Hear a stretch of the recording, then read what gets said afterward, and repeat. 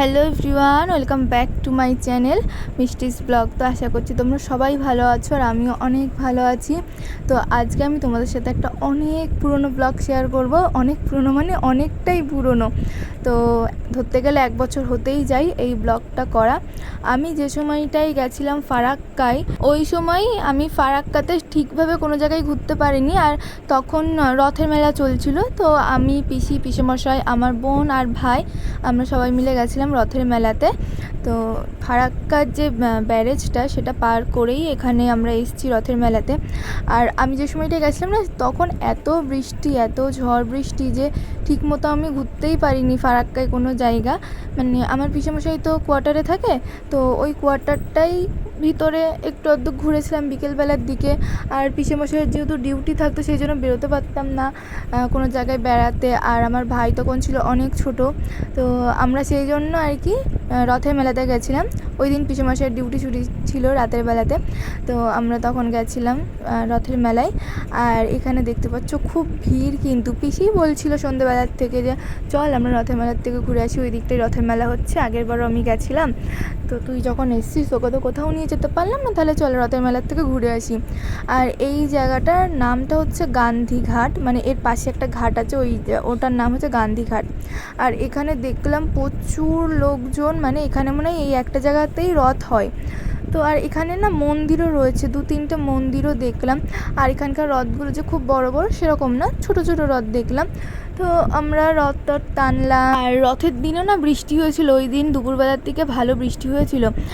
কারণ আমরা যখন গেছিলাম ওই জায়গাটা বেশ কাদা কাদা কাদা ছিল। তারপরে আমরা যে টাইমটায় ছিলাম ওখানে ঝিরঝির করে কিছুটা বৃষ্টিও পড়ছিল। তো এখন আমরা এসেছি মন্দিরে একটা।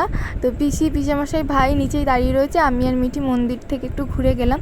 আর এখানে না অনেকগুলো ঘোরার জায়গা আছে, পাশাপাশি অনেকগুলো মন্দির আছে। তারপরে ছিল একটা মঠ ছিল, তো ওই মঠটাতেও আমরা গেছিলাম। ওই মানে মঠ বলতে ওটা একটা আশ্রম। তো এত সুন্দর কি বলবো তোমাদেরকে, খুবই সুন্দর, অনেক বড় জায়গা নিয়ে। তারপরে প্রচুর ফুল গাছ ছিল ওখানে, আমার তো খুব ভালো লেগেছে। ওখানে হয়তো দিনের বেলাটা গেলে আরও বেশি ভালো লাগতো, কারণ রাতের বেলাতে না আমার খুব একটা বেশি ভালো লাগছিল না, কারণ অন্ধকার না, লাইট ছিল। কিন্তু দিনের বেলা গেলে অনেকক্ষণ থাকা যেত ওখানে, আরও অনেক ভালোভাবে ঘোরা যেত। তো আমরা ওখানটাতেও গেছিলাম।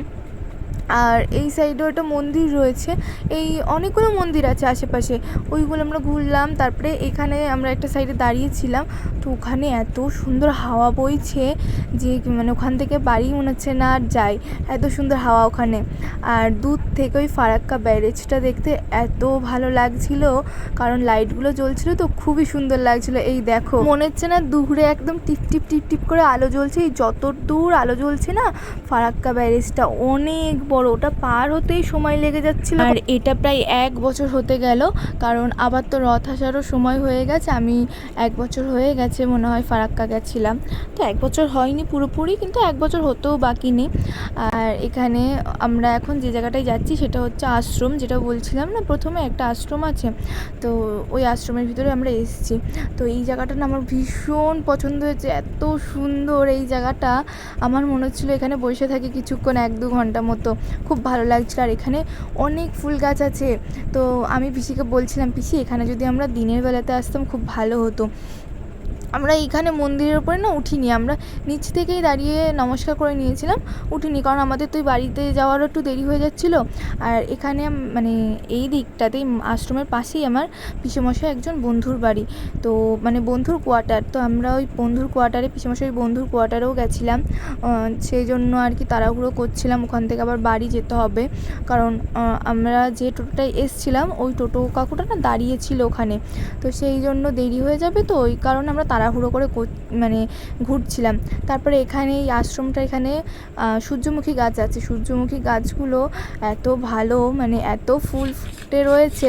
মেলার থেকে আমরা এগরোল খেয়েছিলাম, আইসক্রিম খেয়েছিলাম। তারপরে আমার পিসেমশাইয়ের ওই বন্ধুর বাড়িতে গিয়েও ওখানে সিঙ্গাড়া, মিষ্টি, চা, মানে সব কিছু খেয়ে পেট একদম ভর্তি হয়ে গেছে।